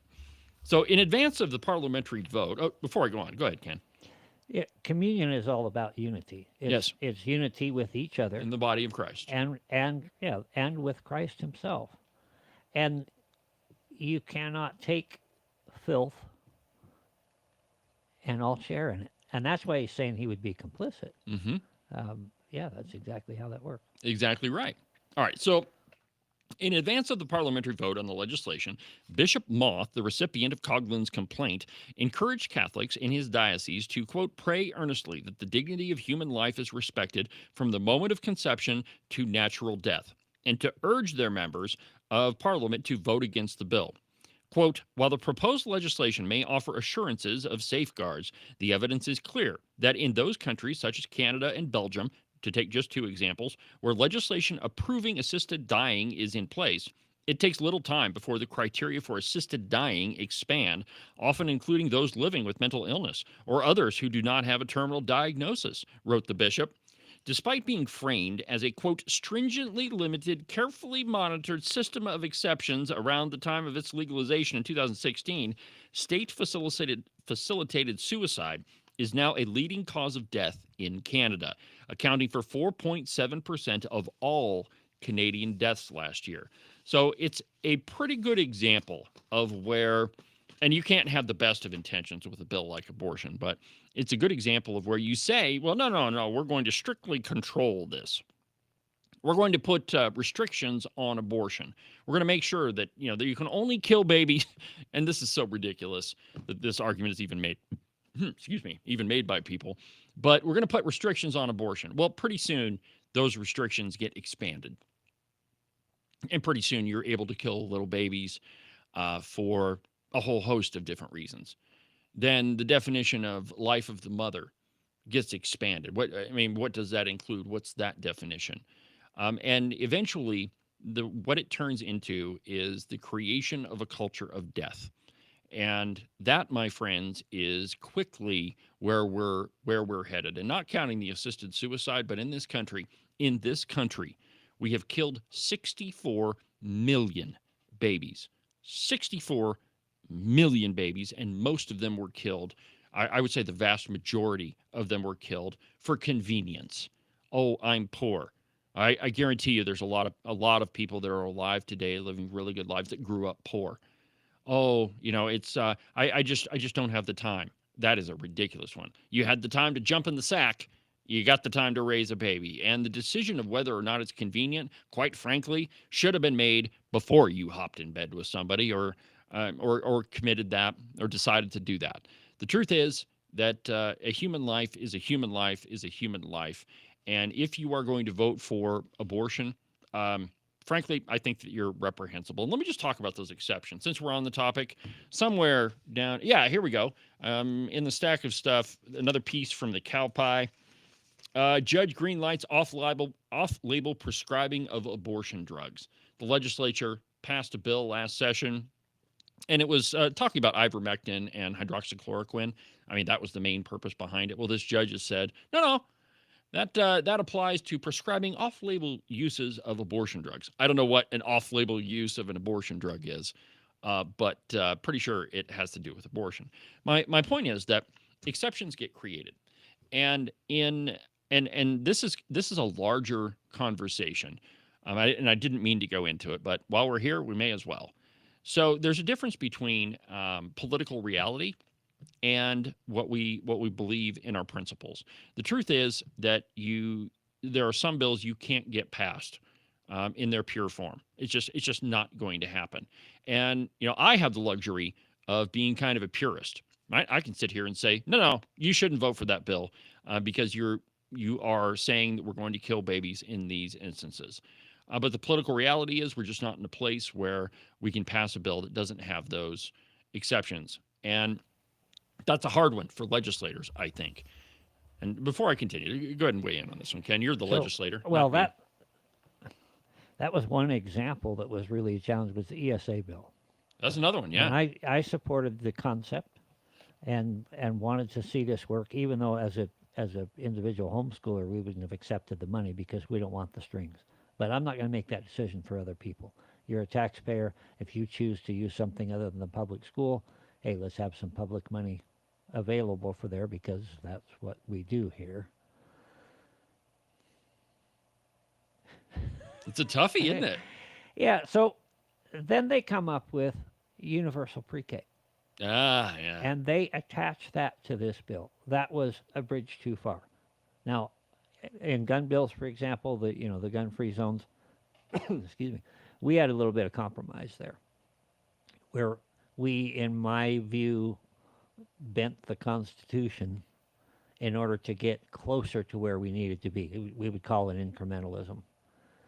Every now and then, though, there becomes a poison pill that is just a bridge too far, and that's what happened with the ESA. But that's the hard part of legislating is do you try to get it all in one swell swoop, or do you take what you can get? Okay, so there's a lot of things, Ken. You gave a couple of different examples of where maybe we had to compromise, but I would argue that there are some things that we just can't compromise on. And Ken mentioned, okay, the pre-K with the ESA bill. That was a bridge too far for him. And frankly, I agree with you on that one, Ken. That was a horrible decision. And in my view, that pretty much tainted the entire bill. It's another entitlement, and it's one you're not going to ever get rid of. So let's get back to abortion, for example. Where a lot of people are under the impression that we have to have these exceptions. And let me just talk about those. So rape and incest. I can't think of another crime or any crime for that matter, that we punish the victim of the crime or an innocent person for a crime that somebody else committed. We just don't do that. That doesn't make any sense. Similarly, in Wyoming law, if it's a drunk driving incident and a pregnant mother is killed, they're not charged with one death. They're charged with two. And so in other places in Wyoming law, we say that an unborn child absolutely is a person. And so much so that the death of that person necessitates a murder charge, vehicular manslaughter or otherwise. But still, we recognize that person as a human being. Secondly, nowhere else in American law do we punish the victim for the crimes of somebody else. And secondly, that unborn baby is not, how do you put it, Ken, that one is not responsible for the circumstances? Say that again. I have to write this down. One is not responsible for with whom one's parents slept. There you go. You have nothing to do with the decisions that your parents made and how you were conceived. You don't have anything to do with that. And so I think I would be remiss in saying that if I didn't say that that's a hard situation. But again, I don't think that we can argue that innocent person deserves to die for something somebody else did. I can't do that one. How many times have we run into people, though, that were born in very bad circumstances? A lot, all the time. Turned out to be a tremendous blessing, not only to the family, but, take Tim Tebow, for example. Great one. Great example. Yeah, I just cannot understand. A lot of times I liken it to you got 10 souls in a lifeboat, but you've only got food enough for 5. Who are you going to throw over? My concept, you put that in God's hands because that's where it really is, and you kind of take your chances. There you go. But I'm not going to be the one that plays God and says you live and you die. Exactly right. So that handles the so-called rape and incest thing. Hard situation, but innocent person doesn't deserve to be punished. So let's talk about life of the mother. This is another exception that's snuck into every anti-abortion bill. Well, if there's a situation where the life of the mother is in peril, that it's a bad situation, and maybe it's a car wreck, maybe it's a medical, some sort of medical issue. I guess a car wreck would be a medical issue, but I'm thinking of like a sickness or something, some medical complication. Well, that's not a question of abortion. That's a question of triage. And what happens is the doctor looks at that situation and says, who can I save? Who do I have the best chance of saving here? And I mean, the best outcome out of that is the doctor is able to save both, but that's not always the case. However, that's not a question of abortion. That is a question of triage. So that's not even part of it. What about an ectopic pregnancy?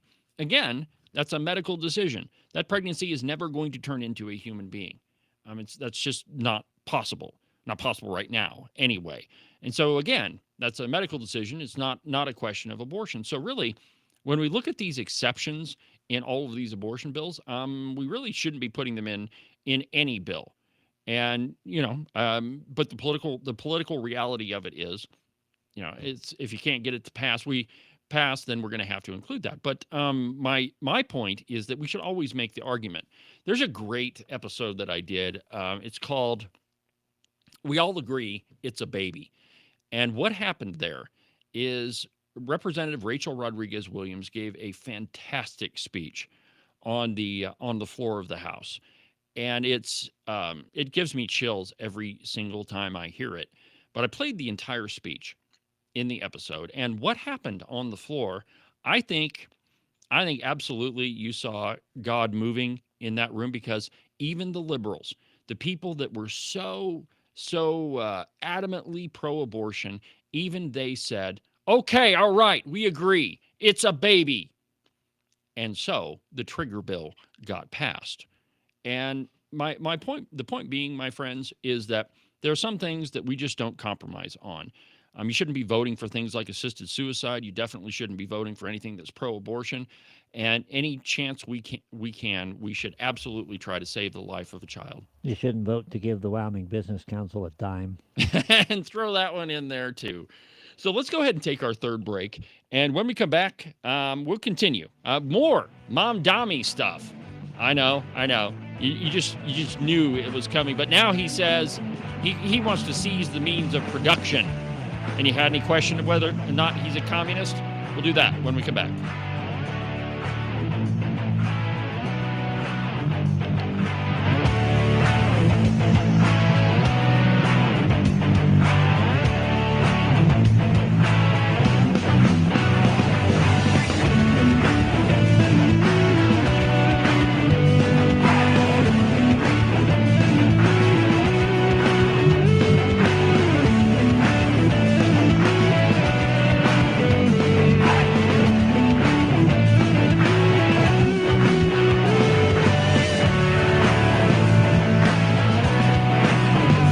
It's spring-ish in Wyoming.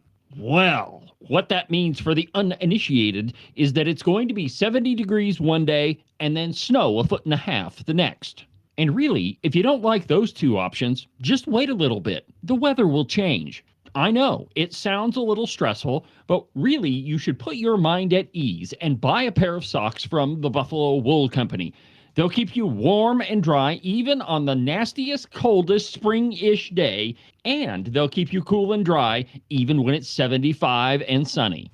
To get you a pair, go to their website, thebuffalowoolco.com. Trust me, you're not going to be disappointed. Are you one of those people that said something like this before Trump became president? I have a house in Spain that is going to be ready right after the election. Siberia. Nova Scotia. I'm definitely moving to Canada. Straight to hell. Iceland. France. Asia's pretty cool. And has the past 5 weeks just been more than you could bear? If that's the case, you have come to the right place. All you need to do is call my friend Rebecca Bextel at Compass Real Estate. She has her fingers on the pulse of the real estate market all across the state of Wyoming. Last year, she sold around $30 million worth of property. Everything from small residential properties all the way up to big giant ranches. So if you've got to get the heck out of Dodge, if you've got to be gone Johnson because you can't stand that Trump is the president, call Rebecca Bextel. Her phone number is 307-699-3519. Let me say that one more time for you in case you missed it. 307-699-3519. I've never felt the freedom like I do. I feel stronger every day, don't you? Well, I can show you how. A new day, a new way. Watch out, I'm only gonna get stronger. A new day, a new way. Watch out, I'm only gonna get stronger. A new day, a new way. Watch out, I'm only gonna get stronger. A new day, a new way. Watch out, I'm only gonna get stronger.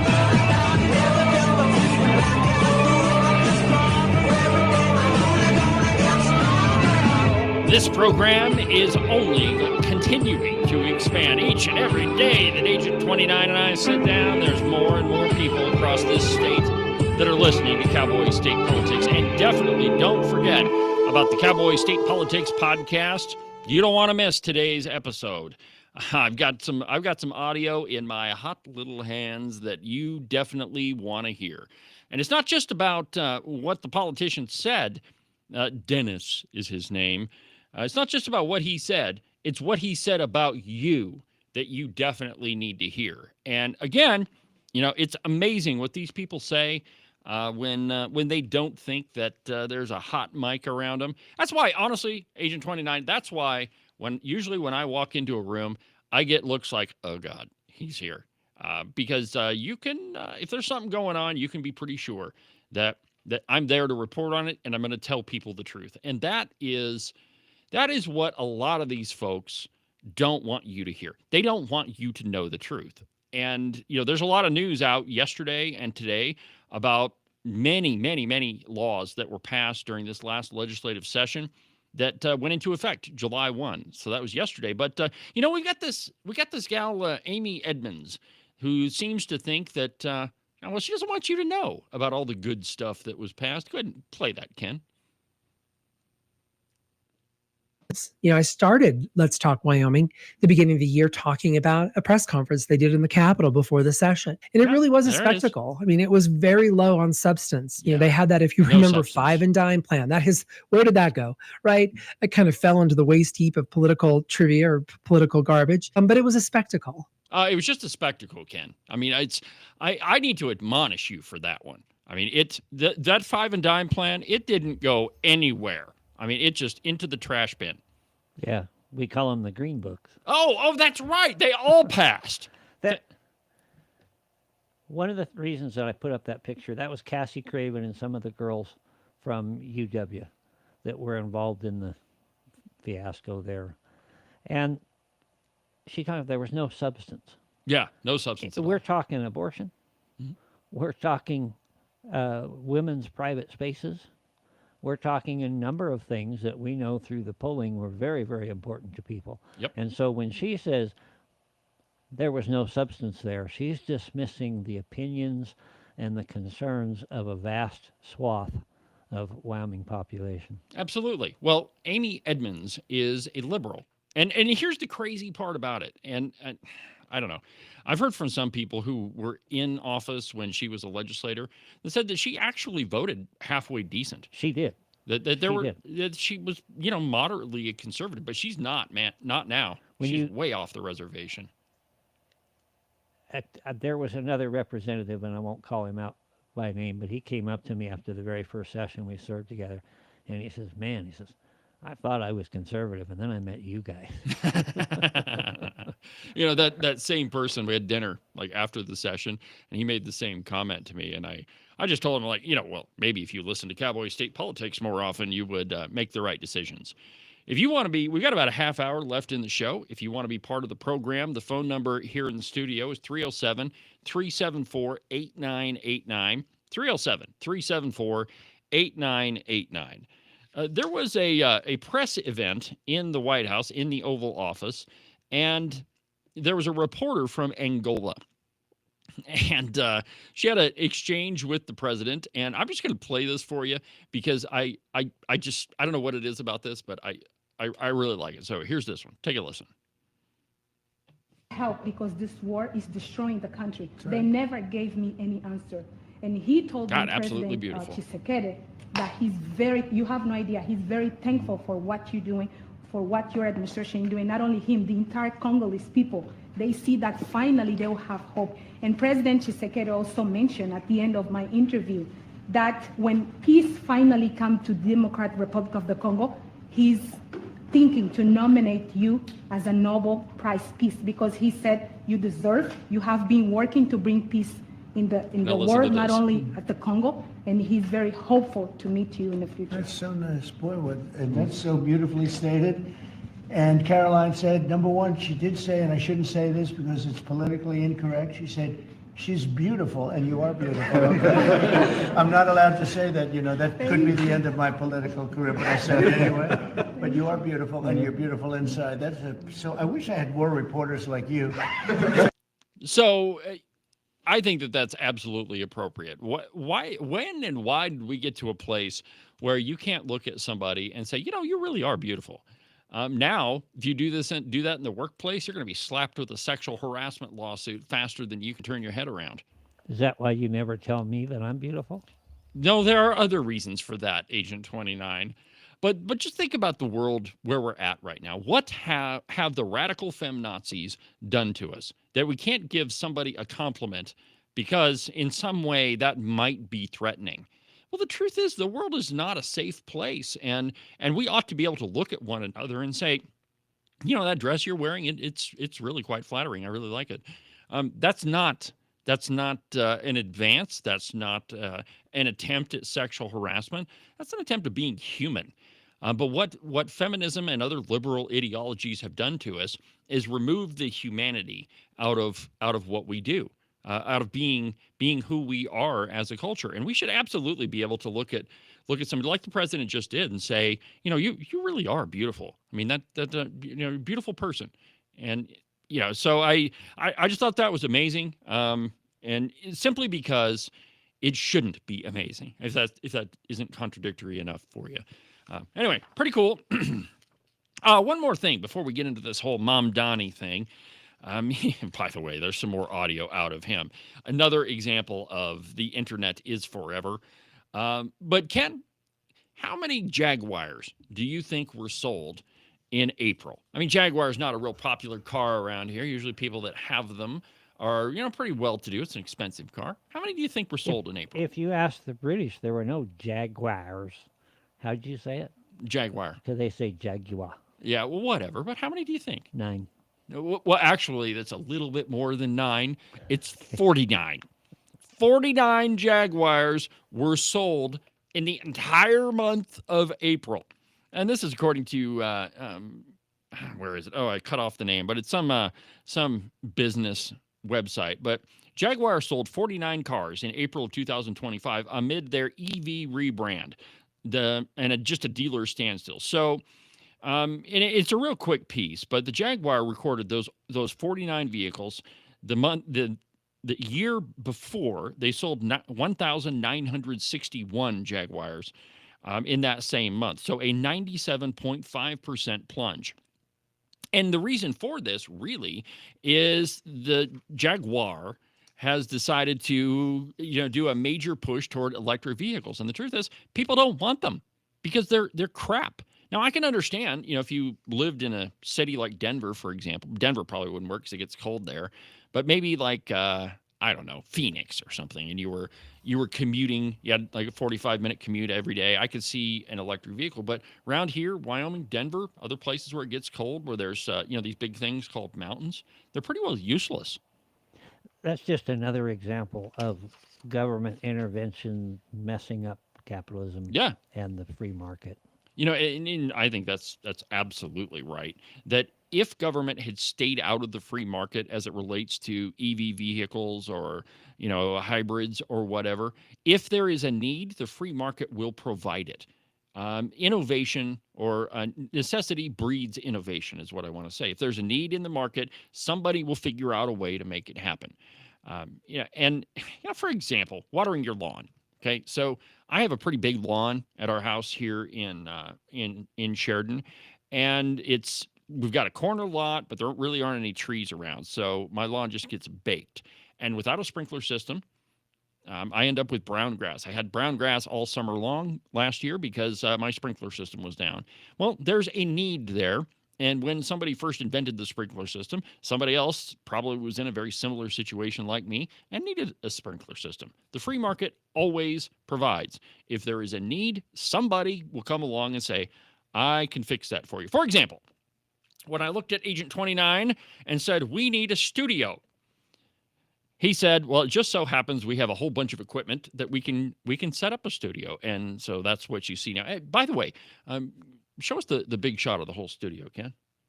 Yeah, see all that? All that stuff is just different pieces of equipment that Ken and myself have acquired over a long period of time. And, we can do pretty much anything we want, in our studio and make it look like a news broadcast. Almost. Just about. We're getting there. Yeah. If I put my head into it, we could probably have the weather map. Not that I think we need to do that, but I could figure out how to make that happen. No, but it would be nice to have the weather girl. It would be nice. It would be nice. Except, of course, did you see the news broadcast where there was a tranny that was doing the news? It was like in Chicago or New York. Absolutely ridiculous. Is that the same one that flaunted the new law? We were talking. Oh, yeah, we probably ought to talk about that, walked too. into the Wyoming Capitol, announced went right in front of the governor's office, announcing what he was going to do. I refuse to call him a she. Definitely not a she. Waltzes into the ladies' room. Nothing happened. Yeah. Highway patrol sitting right there. I mean, so no regard. Not that I want to do this to our viewers, but go ahead. That is definitely not a chick. I'm just saying. Definitely not a woman. And look what the Cowboy calls him. Trans woman breaks it. It's not a woman. It is this. It is not a thing. So anyway, like Agent 29 said, this guy announced that he was going to use the women's restroom on July 1st, the day that the restroom ban, restroom bill, I don't know what we call it. Anyway, the law that says you have to use the correct restroom walks right past the governor's office, right past the highway patrol, and they didn't do a darned thing about it. My friends, we've got to get to a space where we are enforcing the law. I mean, it doesn't matter if you agree with it or not. We enforce the law. And I mean, there's no question about it, but we're in this weird spot where apparently the laws don't matter. So moving on, I've been playing for you repeatedly different sound bites of this guy, Zoran Mamdani. And the reason for it is I think this is incredibly dangerous. If an avowed communist, and he is, gets elected the mayor of America's largest city, he's going to destroy that city. And I don't think that there's any question about it. For example, I played for you, I played this one for you yesterday, I think, but play cut number 4, Ken. When people say democratic socialist, right? And I'm curious what you think this means. I mean, do you like capitalism? No, I have many critiques of capitalism. Okay, and I think ultimately the definition for me of why. All right, so do you like capitalism? No, I have many critiques of capitalism. That's pretty emphatic, and the media has been going after him for this. And this is just crazy because the elites in New York City were all about this guy, attending his fancy parties and voting for him. But now that he won the Democrat nomination and they've realized, we allowed a communist to win the Democrat nomination. Now it's a problem. Well, let me just give you another example of what, how much dedication he has to Karl Marx. So this next piece was from a video that was shot in the quite a while ago. But he's speaking to the young Democratic Socialists of America. And he pretty much says the classic Marxist thing. Go ahead and play cut number 2. But then there are also other issues that we firmly believe in, whether it's BDS, right? Or whether it is the end goal of seizing the means of production. Where we do not have the same level of support. Seizing the means of production. And what I want to say is that it is critical. All right, so there you have it. I mean, how many times does this guy have to repeat over and over and over what he believes until people take him seriously? Right there. He said it before. Now, granted, this was a long time ago when he was still in the state legislature in New York. But he openly says our end goal is to seize the means of production. Well, there's a piece in, I believe this is justthenews.com, and it's entitled Mamdani and Fact Checkers Deny That He's a Communist, but his words say otherwise.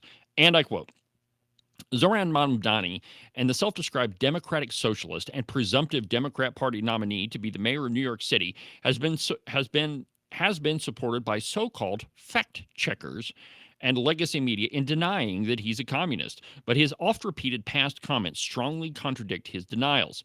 He is a member of the Democrat Socialists of America, but he denies that he's a communist.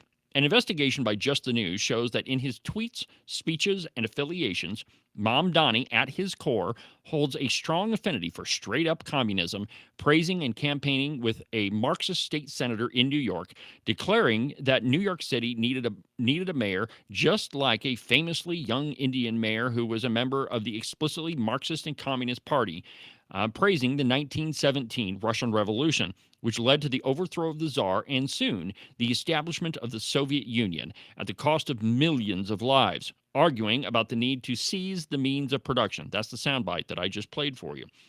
After the win by Mamdani on Tuesday, President Trump weighed in by declaring Mamdani a 100% communist lunatic. Quote, "It's finally happened. The Democrats have crossed the line. Zoran Mamdani is a 100% communist lunatic and just won the Democratic primary and is on his way to becoming mayor," Trump said on his Truth Social account. "We've had radical lefties before, but this is getting a little ridiculous. He looks terrible. His voice is grating. He's not very smart. He's got AOC plus 3 dummies all backing him, and even our great Palestinian senator crying Chuck you Schumer is groveling over him. Yes, this is a big moment in the history of our country." And I couldn't agree more with President Trump that we have an openly, all right, so he denies that he's a communist, but really there's only, and maybe I should explain this. There's only one big difference between pure socialism and pure capitalism, and that is owning the means of production. So in socialism and fascism, for that matter, companies, private companies, they still exist. You still own the property, but you really don't run the company. You are told what to do. And if you don't do it, well, then the government's going to destroy said company. So the only difference between that, pure socialism, fascism, there's a number of isms that go along with that. The only difference between that and pure communism is owning the means of production, that the government owns those stores. Now, I've played for you before the soundbite from the Bulwark podcast where he says that he wants to set up government grocery stores. Now, this sounds like a ridiculous idea, but it's only ridiculous in the sense that it absolutely won't work. But that's not the goal anyway. The goal is to own the means of production, to take over one segment of the economy and then transmit that to the rest of the economy. It's the trial balloon. It's like, hey, we're going to take over this part, and then we'll take another step. Hence the expression, in communism, people line up for bread. And in capitalism, bread lines up for people. Exactly right. I saw that yesterday, and I meant to bring it up. Thank you for bringing that up. But it is exactly right. In communism, well, yeah, everybody except the elites. And this is this is one of the things that Rush brings up or brought up a couple different times, that the problem with socialism is socialists. The problem with capitalism is capitalists. And in socialism, the people at the top, the folks like Mamdani who will be running the thing, they're not socialists. They're good about towing the party line and telling you that we have to have socialism, but they, at their very core, are capitalists. Those are the folks that are going to benefit from the government owning the means of production. Those are the folks that are going to be the intelligentsia, the elites that are running everything. They're not the folks that are going to be all receiving the same wage, each according to his need from each according to his ability, or whatever it is. I mean, Karl Marx. There's a reason why I have a hard time quoting that guy, though I should probably be more versed in it so I can just quote it to you. But point is that those folks at the top, yeah, they're not socialists. They're capitalists. Now, the problem with capitalism is capitalists, those people who would exploit the system, like, for example, that Dolan guy who's in charge of the Wyoming Business Council, the guy that said at the end of that, well, I guess it was the cow pie that said it, but right at the end, that there really isn't a free market. And, you have to have, surgical, intervention in the economy.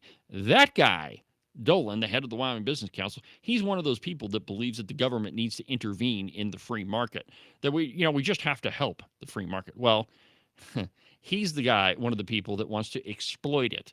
So it ends up being crony capitalism. That's what I mean when I say that.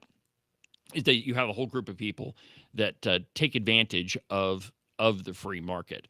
And this Mamdani guy, at his core, he is absolutely a communist. And I don't think that there's any way that you could get around that. And, that New York is about to elect him is, well, I mean, it really shouldn't surprise anyone, I guess. But it's just absolutely crazy. Well, now let me give you a story that I just saw this morning that I think is pretty cool. So Ken Griffin, who's this uber rich billionaire, he just bought a copy of the Emancipation Proclamation. And let me just show you a couple. I've got a couple pictures here, and I just think it's kind of cool. So this is a picture of the Emancipation Proclamation. It's on the right, and this is an amendment that was sold by Sotheby's auction. And here, let's see here. Okay, so this is just an artistic depiction of Lincoln signing the Emancipation Proclamation. I just think it's kind of cool. And of course, here's the proclamation one more time, Ken, that was actually sold by Sotheby's. So pretty cool. But billionaire hedge fund manager Ken Griffin added two of the most iconic artifacts in American history to his growing collection of rare documents, spending a combined $18.1 million for items signed by President Abraham Lincoln. The founder and chief executive of Citadel, whose net worth is around $46 billion, according to Forbes, scooped up a rare handwritten copy of the 13th Amendment for $13.7 million to break Sotheby's auction record for a Lincoln-signed document. And then he also bought the copy of the Emancipation Proclamation. Pretty cool. I mean, these are things that absolutely have to be preserved. And you might say that, well, he's a billionaire. He doesn't need to be buying, rare documents. Well, they have to be preserved. And in private hands is probably the best way to preserve them, in my estimation. You don't want these things to get out and be destroyed anywhere. We've got to save them, which is why I'm such a fan of Glenn Beck's museum, where he's, preserving a lot of history, where you can go and you can see it, and you can you can just feel the history surrounding it. I mean, history is important, my friends. If we don't learn from history, we are definitely going to repeat it, like communism and socialism with Mamdani. So we probably don't have enough time to talk about this, but I want to make some time, maybe on tomorrow's broadcast, to talk about AI. And I've had this piece on my desk for. Which AI, just for clarity, because I've hung around veterinarians a lot, and when I hear AI, I get confused. Yeah, well, okay, so it's not artificial insemination. It is so-called artificial intelligence, and I think that we're in a spot that is incredibly dangerous. That our technology is advancing faster than definitely our politics, and of course, politics is always downstream from culture. And what I mean by that, and I explained this yesterday on the show, but our politics, our politicians, our laws, they're always reactionary. So it is a reaction to something that happens in our culture. And AI is progressing so fast that, frankly, we're way behind the curve. I mean, it's you see, if you're on social media, you'll see a proliferation of different graphics that are made by AI. Most of what you see is a lot of cartoon stuff, but there are some AI platforms that can create deep fakes that just look just as real as anything else. You can create deep fake videos that look absolutely real, and only a trained eye would be able to tell the difference. Well, there's a piece in the Cowboy, and I think we'll save the bulk of this for tomorrow, but I just want to kind of preview it. But it's entitled "Wyoming Legislators Cheer Removal of Ban on States Regulating AI from the Budget Bill." There was a provision in the big, beautiful bill to prevent states from regulating so-called artificial intelligence. Let me just give you the couple of opening paragraphs, and then we'll close out for today. Quote, "The leaders of the Wyoming Legislative Committee dedicated to regulating artificial intelligence celebrated Tuesday after a provision banning state AI regulations was removed from the big, beautiful bill. Daniel Singh of Cheyenne said he was glad to see the provision removed, while Chris Rothfuss said he was relieved. Quote, had the 10-year moratorium passed, we could have seen one of the greatest technological leaps in human history, the invention of artificial general intelligence, and I hope that we're not at that point yet, placed under the control of Congress in Washington, D.C., an institution not exactly known for operating at the speed of business, Singh told Cowboy State Daily. I think that he's exactly, maybe he's not exactly on point, but I think that he has, that it's a good issue to bring up, that as states are the laboratories of the country, and we need to be the ones that are, deciding how we want AI to work, to be operated within our borders. And certainly there have to be some fences around this AI thing, because the speed at which it's advancing, it absolutely scares the crap out of me. I mean, I don't think that a machine could ever eclipse, the intelligence of a human. But I mean, it's some pretty scary stuff. I mean, I've only played around with AI a little bit, but I'm telling you, it is advancing at a point in which, it's not going to be long, and AI is going to be making decisions that are independent of human involvement if we're not already there. But anyway, now that'll pretty much do it for today's program. Make sure that you don't miss the podcast episode that I'm going to release. Probably be right around 12 o'clock. Like I say, I'm still putting some bells and whistles in it. So I'll have that out about 2 o'clock. You don't want to miss it. It's a breaking news episode, and I've got my hands on some audio that if it doesn't tick you off, nothing will, because it's going to show you what your legislators say when they don't think you're listening. And well, this legislator in particular, he better start listening, because I'm going to show you exactly what he's been doing with his crony pals. But for now, from the base of the Bighorns at the Cowboy State Politics Studio, I'm David Iverson, and this is Cowboy State Politics. We'll see you tomorrow, my friends.